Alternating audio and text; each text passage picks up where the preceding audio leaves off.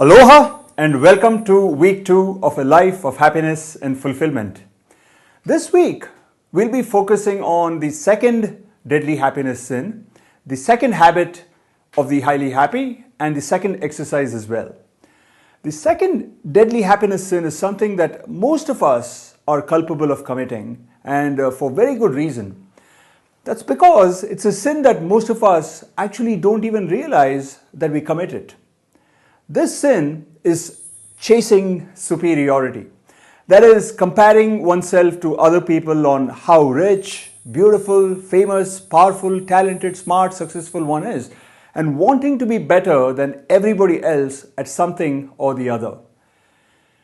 Now, before I tell you about why this is a sin, let me tell you a small story.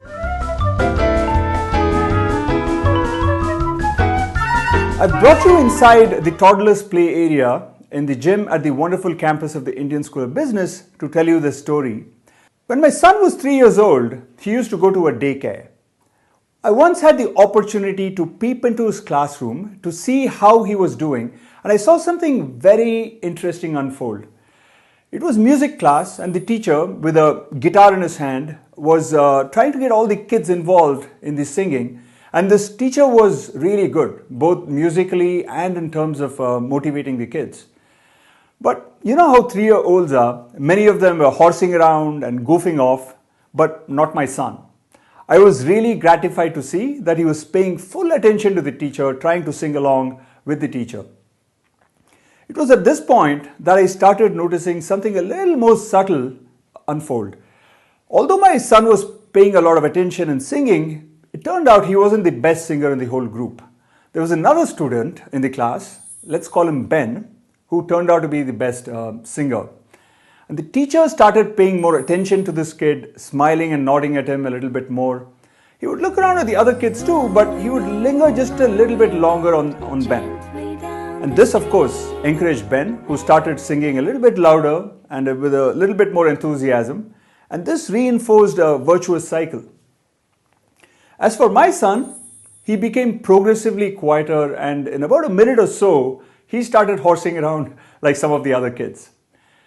In the few minutes that I observed this drama unfold, it was relatively obvious that Ben had emerged as the teacher's pet, the most important kid in class.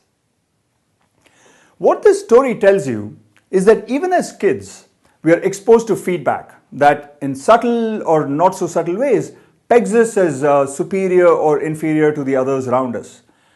In the story that I just told you, the stakes weren't high. My son wouldn't have been denied food or otherwise punished for singing badly.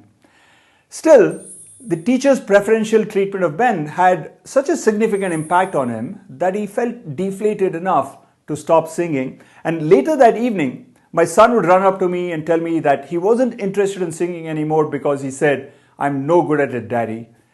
So you can easily imagine actually, what the impact of others' judgments can have on us in situations in which the stakes are in fact quite high. Think, for example, of the impact that teachers' and parents' judgments have on high school kids who fail to get good grades. Or consider the impact of failing to acquire a boyfriend or a girlfriend when everybody else around you seems to have at least one.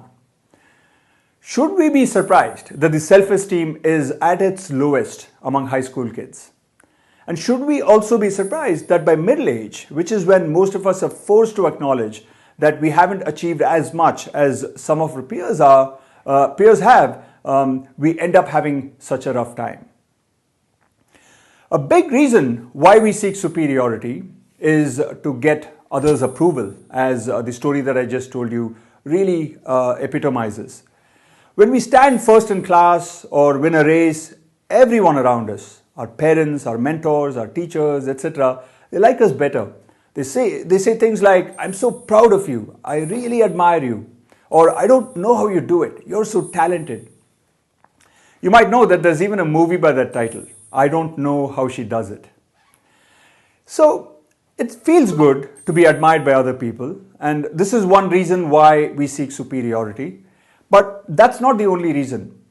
Over time, we learn to respect ourselves more and like ourselves more when we are superior to others. Even if no one else is around us to pat us on the back and congratulate us, we feel good when we win. In other words, the fact that our self-esteem is tethered to how much better or worse we are compared to other people is another reason why we seek superiority. Now, there's a third reason why we seek superiority. It's because it tells us that we are progressing towards something that's very important for us, a sense of mastery over some domain or the other. Now, lots of psychologists, particularly those working in an area called self-determination theory, have basically documented that mastery is one of our most important goals. We all feel happy when we know that we are doing something really, really well. But how can we know if we are doing something really well? One way, and this might actually be the most common way, is by comparing ourselves to other people and see how well we do something compared to them. For example, if we know that we run a 100 meters race faster than anyone else, let's say in 13 seconds, we know that we're progressing towards mastery at running 100 meters races. If on the other hand, 13 seconds is really not that fast and everybody else around us can run it in 12 seconds, then we know that we still have a little more ways to go in order to achieve mastery in that domain. So if you're marooned on an island and you couldn't compare yourself to other people on some dimension, you really couldn't be as confident about whether you were progressing towards mastery at something or the other. So comparing ourselves with others and knowing that we're superior to them is one of the most prominent and clear ways by which we know that we're progressing towards this really important goal for us, the goal of mastery.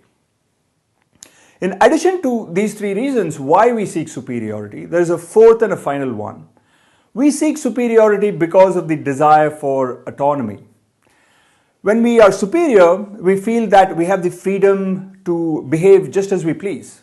That is, we don't feel as much of a pressure to tailor our behaviors and decisions to others' tastes and whims.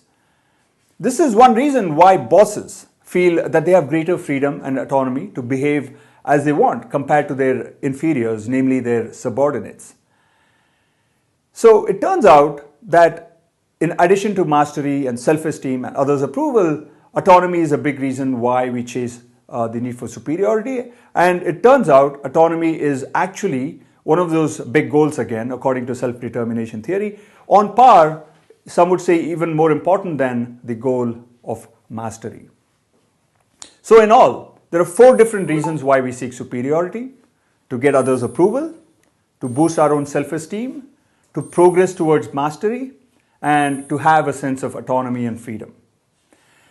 Given all these four goals, it's no wonder, I think, that many of us don't just seek superiority, we actually chase it, feverishly that too, like Attila the Hun used to chase the Romans. The question, of course, is what impact does chasing superiority have on our happiness levels? And that is the topic to which I will turn in the next video. See you soon.